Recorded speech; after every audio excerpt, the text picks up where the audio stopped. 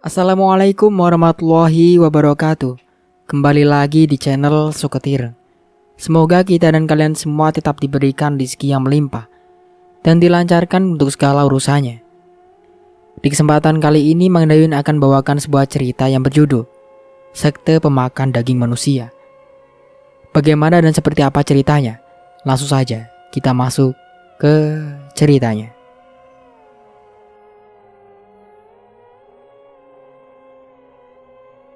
Galin meminta kepada cewek perusahaan itu ikut membantu memberikan keterangan pria Liba yang diberikan kepada wanita yang bernama Wilhelmine yang kini menjadi buronan internasional dan namanya langsung dikirim ke Interpol di seluruh dunia.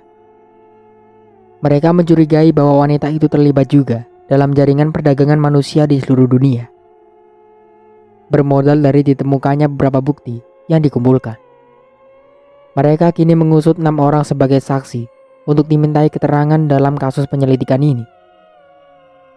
Kasus itu kini bukan hanya disorot media nasional, tapi media internasional juga ikut menyoroti. Beberapa negara bahkan menawarkan agen terbaik mereka untuk membantu kepolisian Republik Indonesia dalam mengusut tuntas kasus tersebut. Tetapi Galin menolak secara langsung. Ia tak mau ada orang lain yang turut terlibat dalam kasus yang ia tangani bersama timnya. Sejak awal ia khawatir dengan masuknya orang baru dalam timnya akan membuat peluang bagi penjahat untuk ikut mengatur strategi penyelidikan penyusupan. Dengan begitu peluang terkuaknya kasus jadi semakin tipis. Tekanan demi tekanan dia dapati dari orang-orang di sekelilingnya. Bahkan ada sebuah akun di media sosial membongkar semua identitas dirinya yang selama ini dia sembunyikan.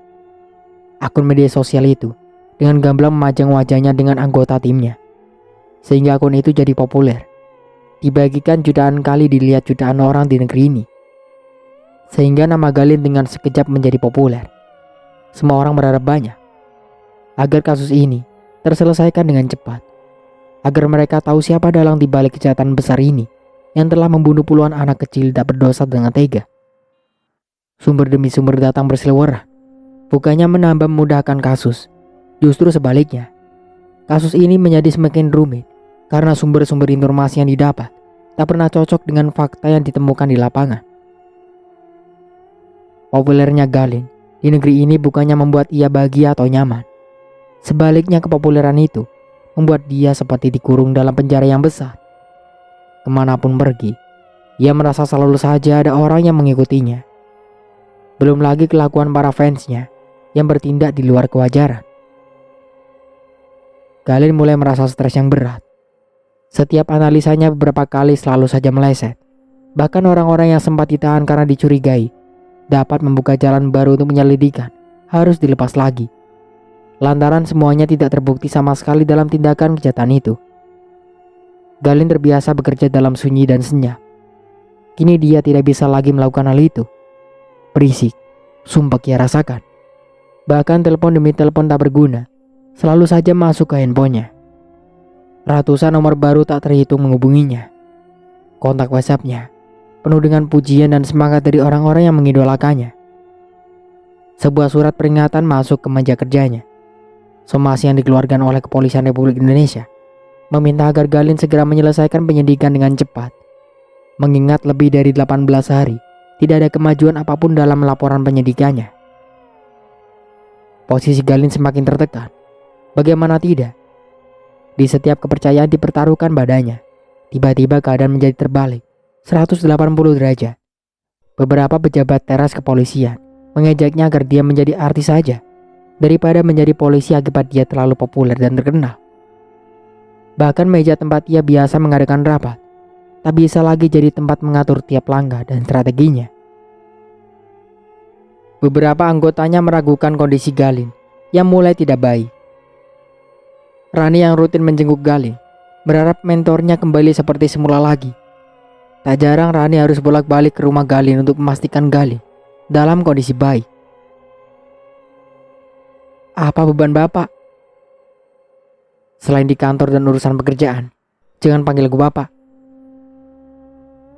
Rani mengusap punggung Galin, mencoba menguatkan hati kekasih sekaligus atasannya itu.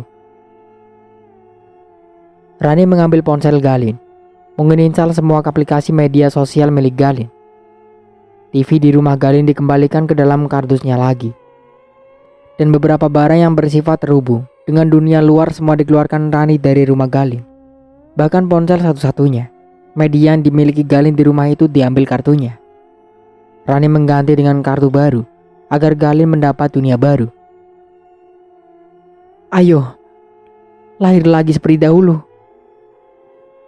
Rani mencukur kumis Galin yang mulai memanjang dan membiarkan jenggotnya saja yang mulai terlihat panjang di wajahnya yang putih. Setelah menyelesaikan perjalanan ini, ayo kita mulai hidup yang baru. Karena kita akan punya keluarga sendiri dan mengurus anak-anak kita nantinya. 2 hari sudah berlalu. Galin tak jua datang ke kantor. Penyelidikan menjadi terhenti. Media terus berteriak. Orang-orang yang mengidolakannya terus mengeluh-ngeluhkan namanya, berharap Galin dapat menuntaskan kasusnya. Kini nama besarnya dipertaruhkan dalam sebuah kasus rumit. Kasus yang benar-benar mematahkan kemampuannya. Kasus yang membuat dia mendapat somasi 2 kali dalam tugasnya. Pagi itu, Galin berangkat lebih pagi dari biasanya. Kasusnya ini sudah berjalan 19 hari tapi tidak ada progres dari setiap penyelidikan. Dia merasakan tidak ada ketenangan sama sekali. Dan inilah kelemahan Galin. Berisik, sumpek, teror adalah sesuatu yang paling dibencinya. Jika boleh jujur, kemampuan utamanya sebenarnya bukanlah kepandaiannya, akan tetapi indera penciumannya yang terlalu kuat. Dia didiagnosa mengidap penyakit hiperosmia, memiliki kelebihan indera penciuman yang terlalu tajam. Mungkin bagi sebagian orang penyakit ini seperti sebuah kelebihan atau kekuatan super. Tapi bagi penderitanya, ini adalah sebuah penyakit yang ekstrim dan sangat menyiksa. Apalagi bila dia mencium bau seperti kotoran darah dan bangkai. Tak jarang keadaan seperti ini membuatnya bisa mual dan muntah. Beruntung Galin mampu mengatasi penyakit ini dan mengubahnya menjadi sebuah anugerah sehingga dia memanfaatkan penyakitnya untuk mendukung profesinya saat ini. Sampai saat ini lelahnya masih belum berakhir. Beberapa hari ini sungguh dia buat lelah oleh media yang terlalu membesar-besarkan namanya yang menurutnya terlalu berlebihan. Apa yang dialaminya saat ini dia merasa diteror terus-menerus. Kemanapun mau pergi, selalu saja ada orang yang membuntutinya. Baik itu cuma sekedar minta foto ataupun menyapa.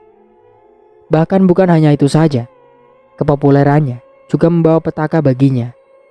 Kini dia menjadi incaran empuk musuh-musuhnya yang kapan saja bisa melukai atau membunuhnya.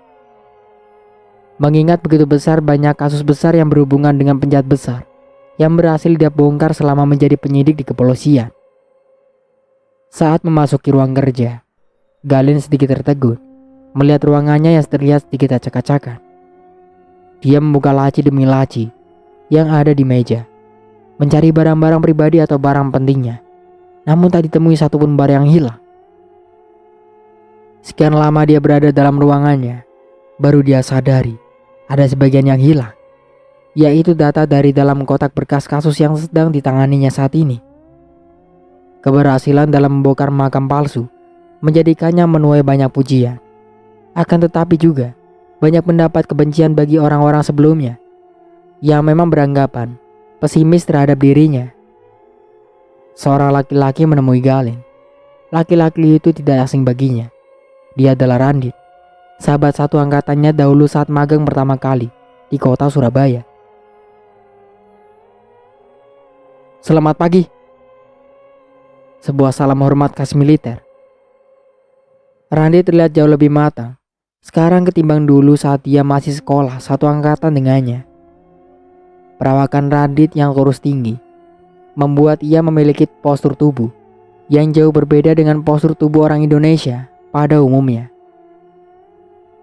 Galin membalas salam hormatnya, berlanjut saling berjabat tangan dan berpelukan. Radit? Galin menepuk pundak sahabatnya.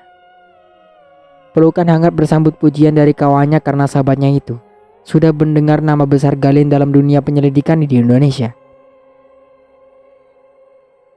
Ruanganmu habis digeledah dan aku yang memimpin penggeledahannya. Galin menatap sinis kawannya.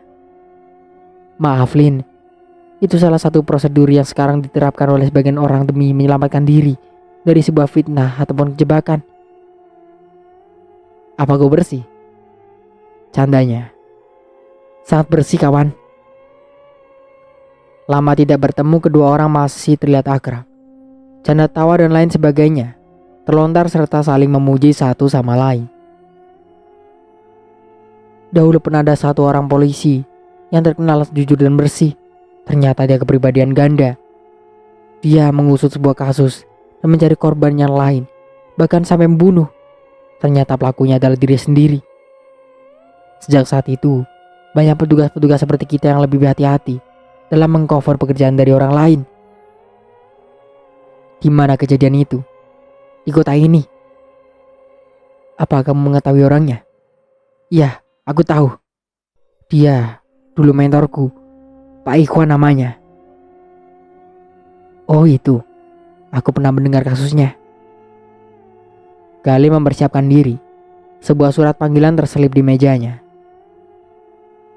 Berita bahagia, ucap Randit saat Gali membaca namanya di surat itu.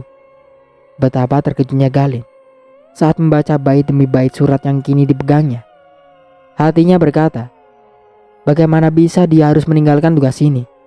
Sekarang dia harus merelakan tugasnya digantikan oleh orang lain. Bekas-bekas penggeledahan masih terlihat sedikit berantakan. Tidak ada satupun berkas-berkas yang sempat dia copy untuk pegangannya. Randit mengingatkan Galen agar berhati-hati dengan lingkungan sekitarnya, karena yang dia tangani adalah kasus besar yang otomatis menyita banyak perhatian publik. Dan kasus seperti ini biasanya banyak menyimpan kepentingan orang tertentu, terutama pejabat publik. Bisa saja mereka bagian dari ini, meskipun tidak terlibat secara langsung.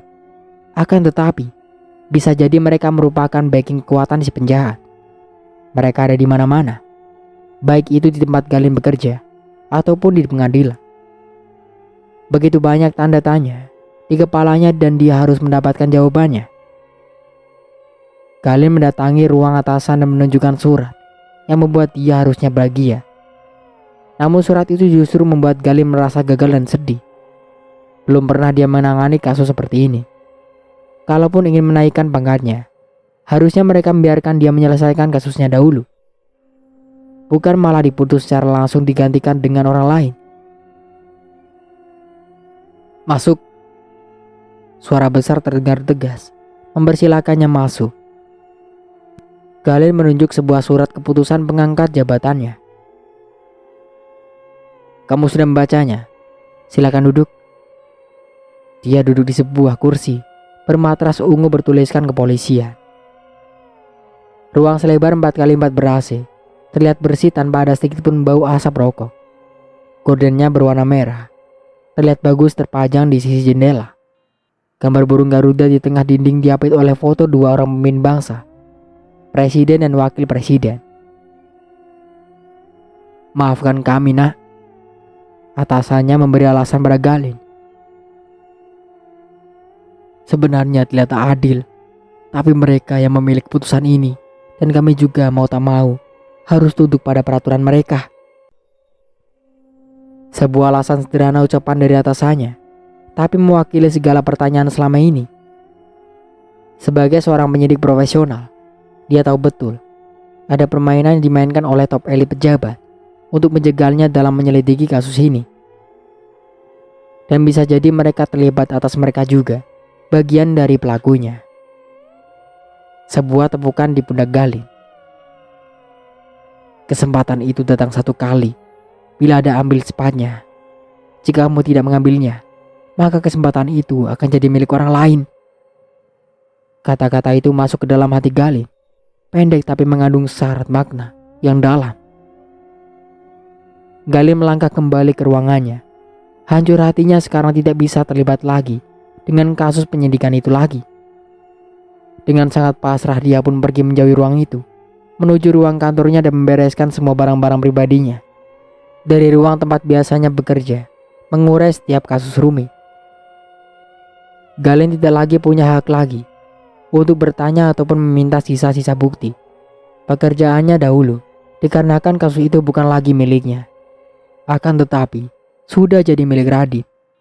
Meskipun sudah beberapa kali dia mencari informasi tentang kasus itu, tetap saja Radit berusaha menolaknya dengan alasan kasus sangat rahasia. Andai Rani masih berada di tim penyidik, mungkin dia masih bisa mengorek informasi sedikit demi sedikit segala kasus yang sedang terjadi. Namun kini Rani yang berlainan departemen. Rani menduduki jabatan bagian humas. Pembawaannya yang tenang dan kecerdasannya dalam berbicara menyita perhatian banyak orang, membuat dia lebih pantas menjadi humas daripada terlibat di lapangan yang kotor, sembab dan panas. Galin begitu sangat mencintai pekerjaannya dulu. Ingin rasanya ia menghubungi salah satu anak-anak magang bekas didikannya dahulu. Akan tetapi segera diurungkan karena telah tidak mungkin bila mereka membantunya membocorkan kasus. Sama saja mengajarkan mereka menjadi pengkhianat. Hari-hari yang dilewati kian kosong. Berita-berita tentang kasus itu kian meredup dan tidak ada titik temu yang berarti. Sebagai seorang polisi yang baik, jiwanya masih saja belum tenang. Diakibatkan terlalu hanyut dalam sebuah perasaannya terhadap nasib anak-anak korban mutilasi itu. Setelah berhari-hari jiwanya masih saja sakit, sebuah saran dari Rani agar Galin memutuskan untuk menghentikan kegelisahannya. Rani menyuruh Galin untuk mengambil jatah cuti, meminta dia pergi kemanapun untuk memperbaiki hatinya yang lara. Sudah tahu kemana jadwal liburannya, sayang?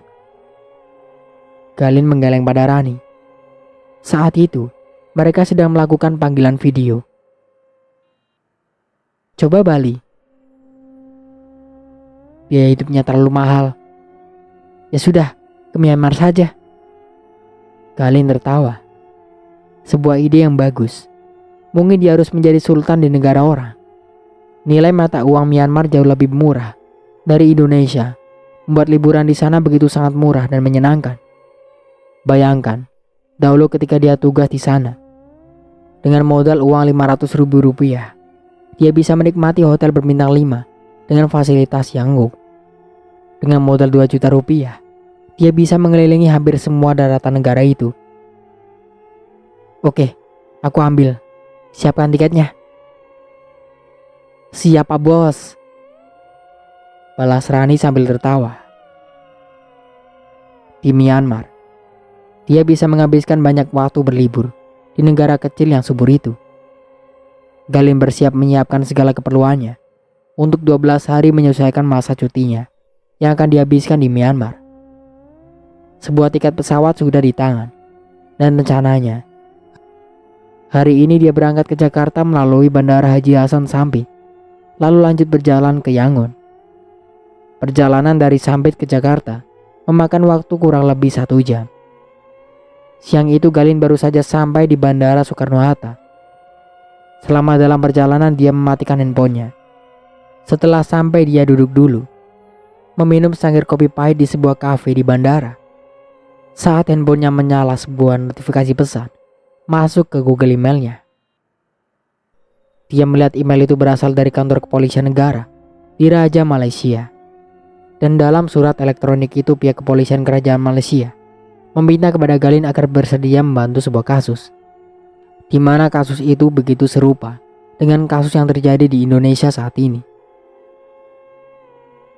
Yes, I will come.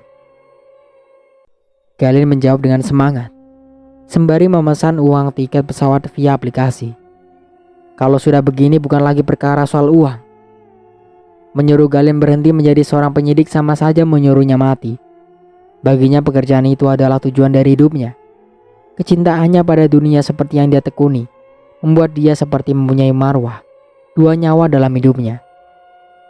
Galin tidak memperdulikan lagi soal jabatan. Baginya jabatan bukanlah dari tujuannya. Arah penerbangan yang semula menuju Yangon dijadwalkan berangkat paling cepat sekitar jam 2 siang. Dia segera membatalkan jadwal itu dan membalikkan arah tujuannya langsung ke Surabaya.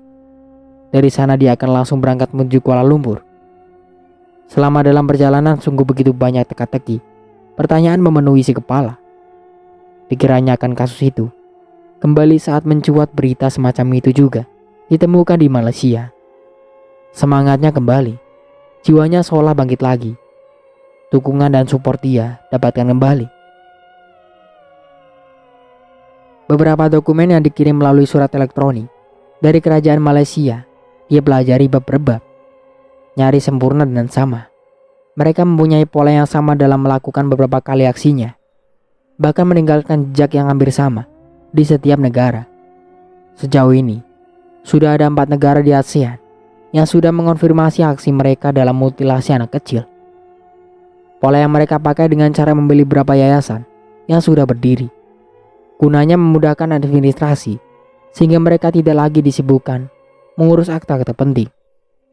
Dengan tidak mengurus dokumen-dokumen, maka keberadaan mereka nyaris tidak terbaca, sehingga negara tidak akan mendeteksi warga negara asing memiliki yayasan.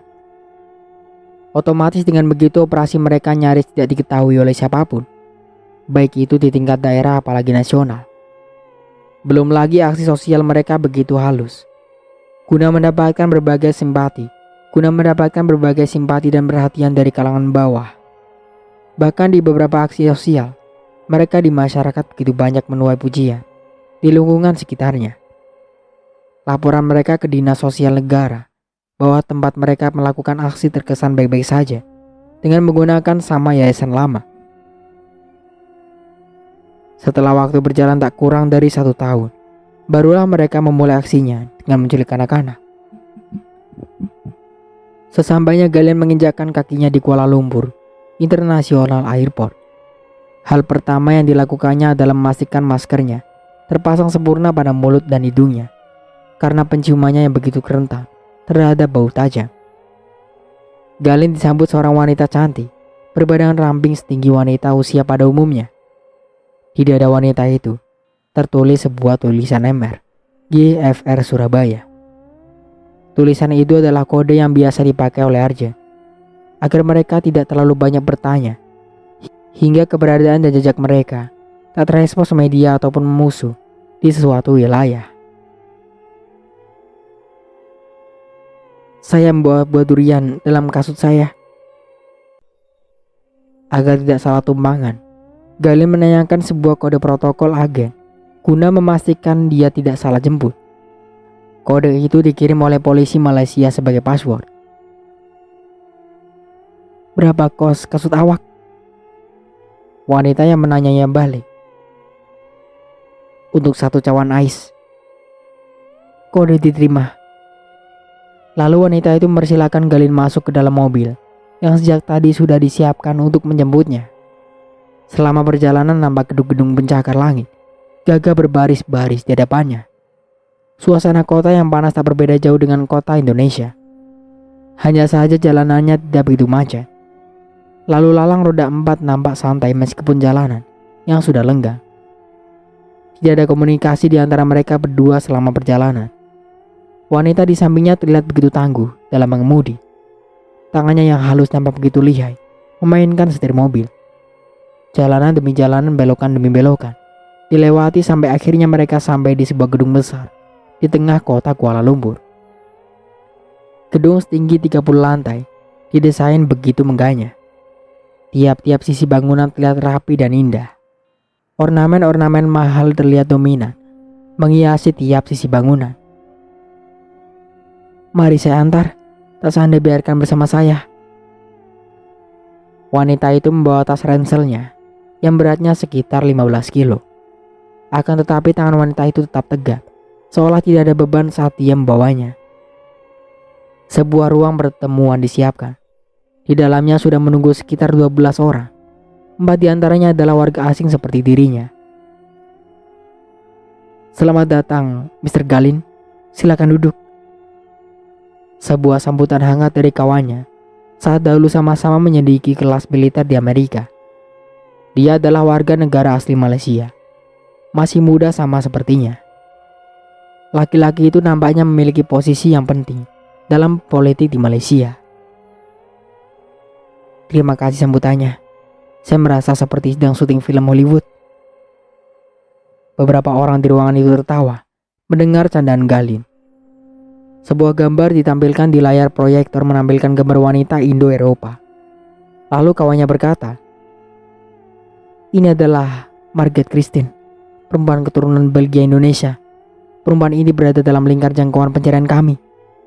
Kejahatannya meliputi human trafficking di banyak negara, di mana korbannya kebanyakan adalah budak-budak kecil. Di pertama sampai Asia Tenggara melalui Singapura. Entah selama ini di sana apa yang dilakukannya. Kami belum mendapat info akurat. Lalu di seberang ke Indonesia. Nah, di Indonesia tujuannya bukanlah kota besar seperti Jakarta atau Bandung, melainkan dia mencari kota kecil, dan di sana dia bekerja pada yayasan Fendi Tenley. 2 tahun di sana ketika tuanya pemilik yayasan itu sudah meninggal. Dia dapatkan hibah rumah dari yayasan tempat dia bekerja dahulu, bersama tanah beserta beberapa fasilitas lainnya. Maka otomatis dia dapat pegang otoritas penuh yayasan itu dan mengganti nama surga ibu.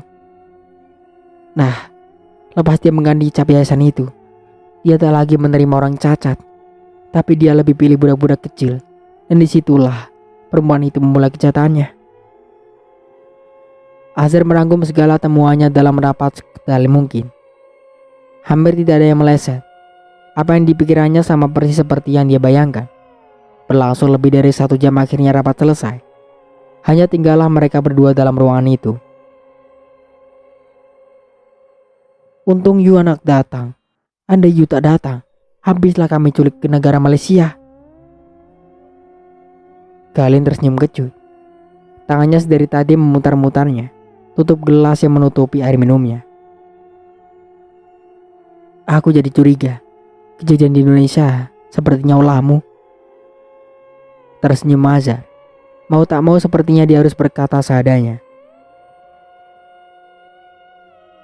Kamu yang mengatur kematian Farhan, membuat media sosial heboh, bahkan membayar stasiun TV agar memberitahukanku berulang-ulang. Ya, Azhar mengangguk. Terpaksa saya mesti buat seperti itu. Pertama saat kejadian itu mencuat di Malaysia, kami langsung kirim surat kepada negara Indonesia. Tapi sampai detik ini tak ada respon dari pejabatnya. Kedua, kematian Farhan palsu. Saya buat dia lakukan itu agar rencana membongkar makam tercapai. Sebab kamu memaksa membongkar, maka sudah pasti kamu dipecat oleh negaramu. Jadi saya atur Farhan mati seolah diracun. Jadi pejabat di negaramu dan tak punya alasan larang kau nak bongkar makam kosong itu. Galin memperhatikan setiap ucapan Azhar, seperti maling yang sedang tertangkap basah. Ketiga, kamu boleh dapatkan makam itu, tetapi kau tak paham juga. Aku kirim pesan di nomor WhatsApp, tapi tak kau respon. Padahal saya membutuhkan data untuk mencocokkan semua kasus antara Indonesia, Malaysia, dan Vietnam. Karena penjahat itu sudah berada dalam radar pencarian di negara ASEAN. 2 hari kemudian nomormu sudah tak aktif lagi. Media sosialmu semuanya non aktif. Akhirnya saya bayar stasiun TV di negaramu. Saya buat kamu dipuji-puji oleh semua pemuda di negaramu. Saya olah fotomu tersebar di mana-mana, gunanya untuk kau tak bisa bergerak. Karena saya sudah tahu kelemahanmu. Saya siapkan talent agar kemanapun kamu pergi, selalulah diikuti. Buat kamu stres dengan begitu kamu tak dapat lagi ketenangan, tak dapat lagi atur strategi dalam bekerja. Sampai naik jabatan saya ngatur. Jadi kau tak bisa lagi mengurus penyelidikan. Menggeleng-geleng sembali tertawa. Berdebah. Sebuah sumpah serapa santai. Iya, betul sekali. Selama ini aku berada dalam tekanan mereka. Mereka memaksa agar aku menutup kasusnya dengan mengatakan bahwa pelakunya sudah meninggal 3 tahun yang lalu. Kenapa negara Indonesia tak nak dukung rencanamu agar kasus ini dibuka secara internasional? Ada permainan di sekitar mereka, sebab ada uang masuk pada mereka untuk melindungi kasus ini.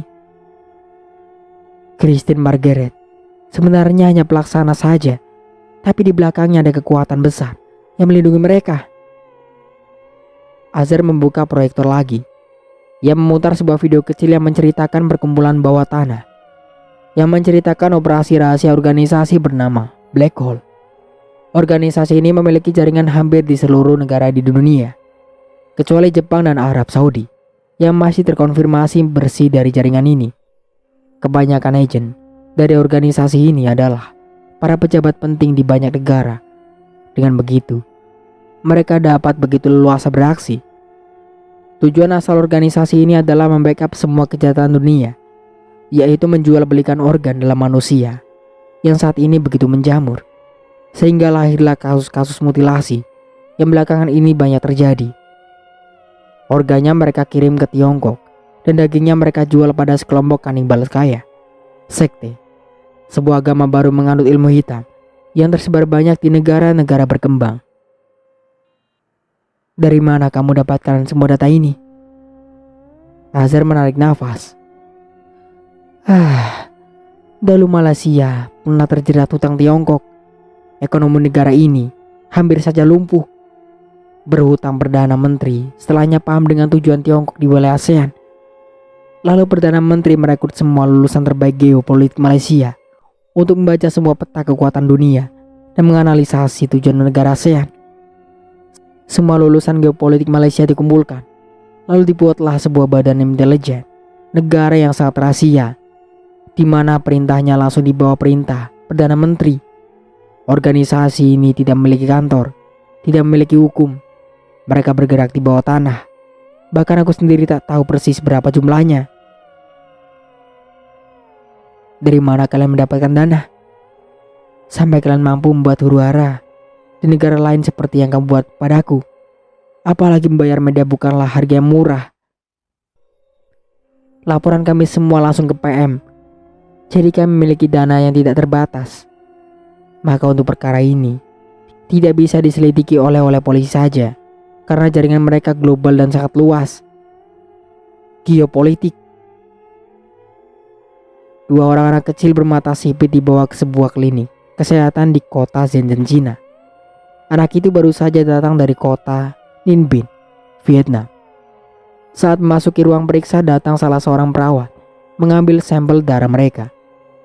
Seluruh tubuhnya dirongsen, lidah, kulit, kepala, sampai kuku juga tak luput dari pemeriksaan ketat.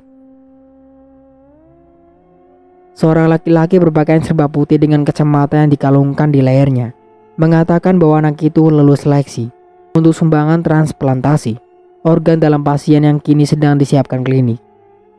Seorang wanita yang membawa mereka berdua berkata, "Sebentar lagi kalian akan mendapatkan orang tua asuh."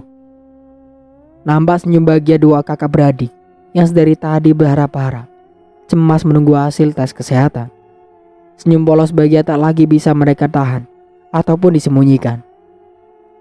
Impian serta angan-angan kebahagiaan sudah di depan mata. Mungkin dengan memiliki ayah dan ibu angkat, mereka dapat merasakan menjadi seorang anak yang dicintai dan disayangi lagi, seperti ayah dan ibunya dulu menyayangi mereka. Bagi Amcai, hanya abangnya lah satu-satunya perlindung, malaikat dan manusia yang paling tulus dan paling sayang kepadanya. Di usianya yang baru menginjak usia 8 tahun, mereka sudah banyak merasakan lika dan liku kehidupan dunia. Binbo anak laki-laki 10 tahun, Amcai anak perempuan 8 tahun. Mereka berdua adalah sepasang adik dan kakak. Sejak kecil, mereka berdua hampir tidak pernah terpisah sama sekali. Kehidupan mereka di yayasan sudah lebih dari cukup. Mereka bisa merasakan nyamannya tidur di bawah atap, memiliki tempat tidur, tempat bermain. Bahkan mereka tak perlu lagi meminta-minta di jalan walau hanya untuk makan saja. Hanya Binbo lah satu-satunya kakak sekaligus pengasuh bagi Amcai sejak ayah dan ibunya meninggal 3 tahun lalu. Ketika itu terjadi sebuah kebakaran besar di pasar tempat ayah dan ibu mereka berdagang. Beruntung, keduanya saat itu sedang di rumah, tidak ikut ayah dan ibunya di toko. Kematian kedua orang tuanya 3 tahun yang lalu nyaris membuat mereka tidak memiliki siapa-siapa lagi di dunia ini. Kakek nenek tidak ada, karena ayah dan ibunya adalah orang perantauan dari Hanoi. Otomatis mereka tidak memiliki kontak serta hubungan lagi dengan keluarga besarnya yang saat ini entah di mana. Dahulunya mereka sempat tinggal di rumah bekas tetangga ibunya. Perlakuan yang kurang baik serta kerasnya perlakuan tuan rumah terhadap Amcai membuat Binbo memiliki membawa adiknya keluar pergi dari rumah itu. Mereka lebih memilih menjadi gelandangan di jalan dan bertahan hidup dengan cara minta-minta. Walaupun tidak memiliki rumah dan hanya tidur di emperan toko orang saat malam hari. Paling tidak Bin Bao bahagia tidak ada orang yang menyakiti adiknya. 4 bulan hidup di jalanan, hanya bermodal selimut serta boneka lusuh mainan satu-satunya milik Amcai, yang kadang di malam hari dipakai menjadi bantal tidur.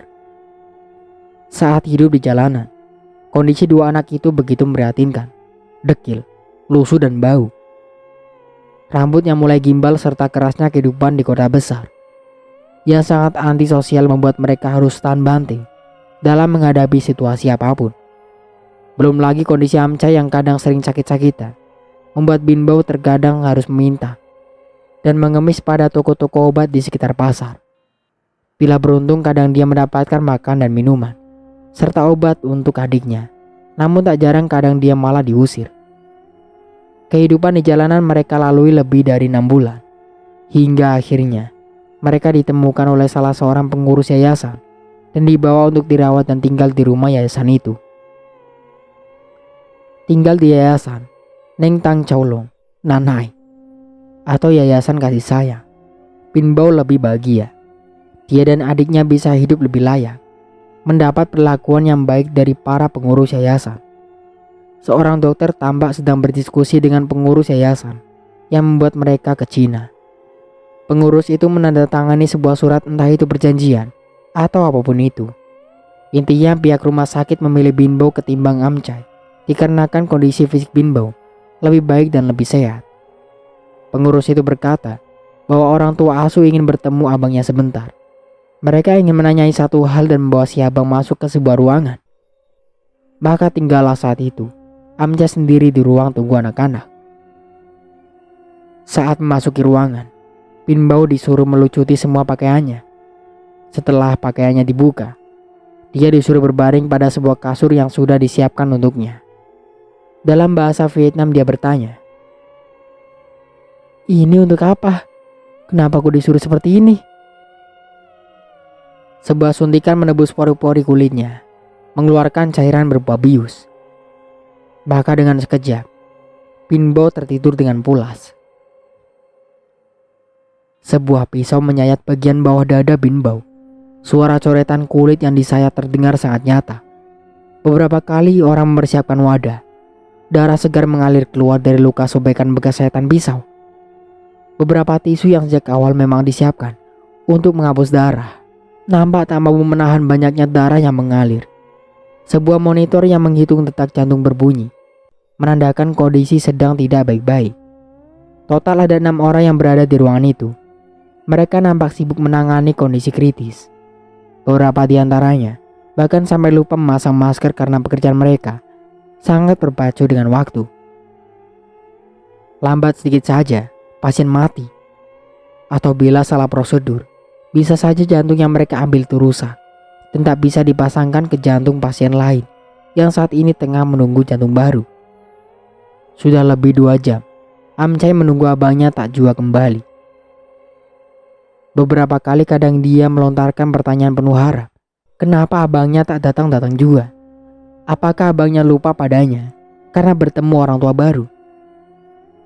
Lebih dari 5 jam akhirnya pekerjaan di ruang operasi selesai. Pasien yang menerima transplantasi jantung dinyatakan berhasil dan Bin Bao dinyatakan meninggal dunia karena kondisi lubang di bawah dada. Mayat Bin Bao dijahit tanpa jantung. Tidak ada yang peduli dengan anak itu. Sungguh begitu menyedihkan nasibnya. Hidup tanpa orang tua, tanpa keluarga, tanpa kasih sayang dari siapapun juga. Kini dia telah menjadi korban berikutnya dari kejamnya praktek jual beli organ di pasar gelap. Keesokannya, Amcai terbangun tidak mendapati abangnya yang biasanya selalu ada bersamanya. Dia memanggil abangnya, namun tak ada jua datang. Dia bertanya kepada pengurus yang membawa mereka kemana abangnya. Kenapa tidak membawanya juga tinggal bersama orang tua asuh yang baru? Sedih wajahnya. Baru biru tangisnya. Air matanya terus mengalir, tak bisa lagi dipendam. Dia berharap abangnya akan datang menjemputnya. Akan tetapi pengurus yayasan berkata bahwa orang tua asuhnya mau anak laki-laki saja, tidak mau anak perempuan. Jadi mereka hanya membawa abangnya saja. Sepanjang jalan pulang ke Vietnam, air mata gadis kecil itu tiada hentinya mengalir.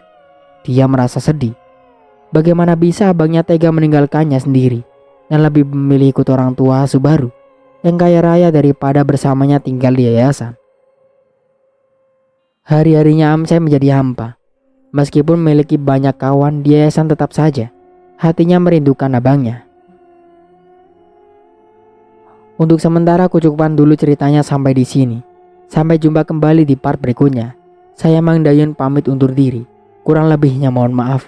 Wassalamualaikum warahmatullahi wabarakatuh.